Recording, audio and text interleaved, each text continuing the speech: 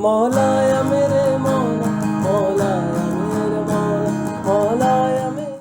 अस्सलामुअलैकुम दोस्तों, मेरे चैनल पर आपका इस्तकबाल है। आज की वीडियो अल्लाह पर ईमान और यकीन रखने वाले लोगों के लिए है। तो चलिए वीडियो को शुरू करते हैं। दोस्तों, वीडियो शुरू करने से पहले आपसे गुजारिश है कि आप मेरे चैनल को लाइक और शेयर करिए।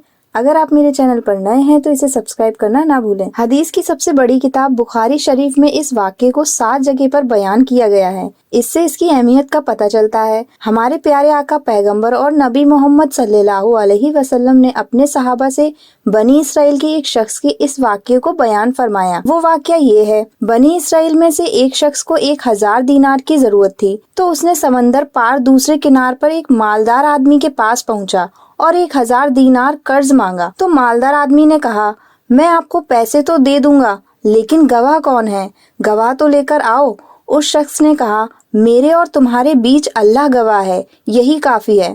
फिर मालदार आदमी ने कहा, अच्छा ठीक है, लेकिन इसकी जिम्मेदारी कौन लेगा? कोई जिम्मेदार तो लेकर आओ, ताकि अगर तुम ये पैसे वापस ना करो तो मैं उससे वसूल करूं। तो शख्स ने फिर कहा, मेरे और तुम्हारे बीच अल्लाह जिम्मेदार है, यही काफी है और वही इसकी जिम्मेदार लेगा। मालदार आदमी ने कहा, बात तो आप ठीक कह रहे हो। आखिरकार वक्त तय करने के बाद उस मालदार आदमी ने 1000 दीनार दे दिए और कहा कि वक्त पर ये पैसे वापस कर देना।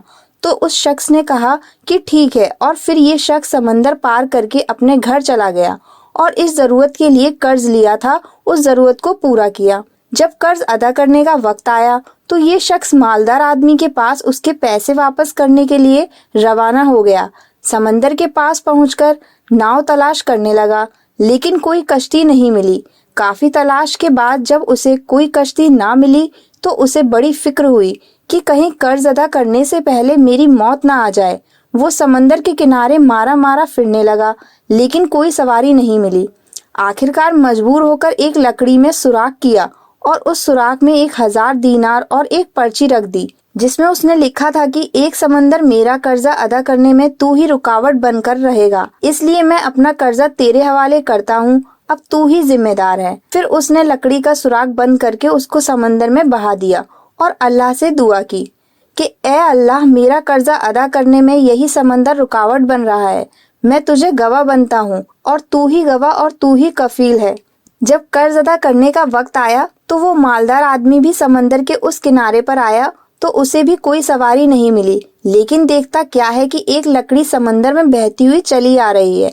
जब वो लकड़ी किनारे पर आ गई तो उसने इस नियत से उसको उठा लिया कि किसी काम आ जाएगी। जब घर ले जाकर चीरा तो उसके 1000 दीनार और वो पर्ची मिली। मालदार आदमी उस पर्ची को पढ़कर हैरत में पड़ गया, लेकिन कर्ज लेने वाले शख्स ने 1000 दीनार का इंतजाम और किया।